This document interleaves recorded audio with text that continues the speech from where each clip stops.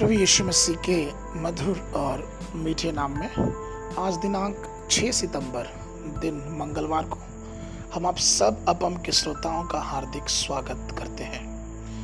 आज के मनन के लिए जो वचन है वो लिया गया है भजन संगीता की पुस्तक उसका 55 अध्याय 6वां पद। वचन इस प्रकार से कहता है, और मैंने कहा भला होता है कि मेरे कबूतर के से पंख होते तो मैं उड़ जाता और विश्राम पाता। प्रभु में प्रिय लोगों, उड़ने में तीव्रता भी कबूतर की एक और विशेषता होती है, अर्थात कबूतर तेजी से उड़ने के लिए भी जाना जाता है। कबूतर के पंख बहुत मजबूत होते हैं, हालांकि वो बहुत कोमल दिखाई तो देते हैं, लेकिन वो अपने पंखों की ताकत से कई दिनों तक बिना रुके हुए उड़ सकते हैं।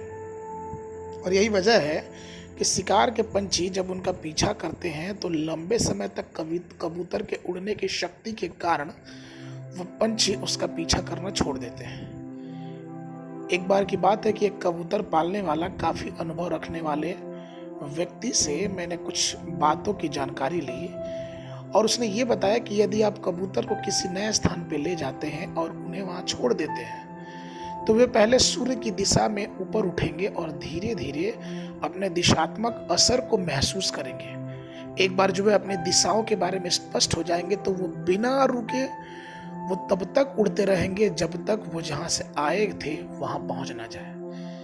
और ऐसा भी कहा जाता है कि कबूतर 1000 मील उड़ने में सक्षम होते हैं।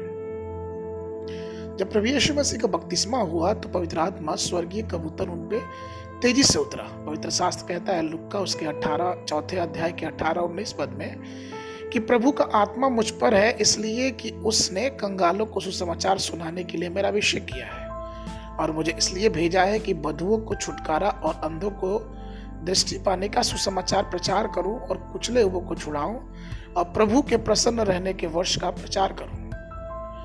कई जगहों पे जहां अभिषेक के लिए दुआ आयोजित किए जाते हैं, लोग पवित्र आत्मा से भर जाने के लिए प्रभु से पुकारते हैं, और यह देखने में बहुत अद्भुत होता है कि पवित्र आत्मा कितनी तेजी से उनके ऊपर उतरता है और उनमें से प्रत्येक को अपने अनुग्रह अपनी आशीष में भर देता है। कुछ अन्य लोगों को अभिषेक और पवित्र आत्मा का दान में मिलता है। जो प्यासे हैं और जो पवित्र आत्मा के दान को प्राप्त करने के लिए उत्सुक हैं, उनको परमेश्वर अपनी आत्मा से भर देता है।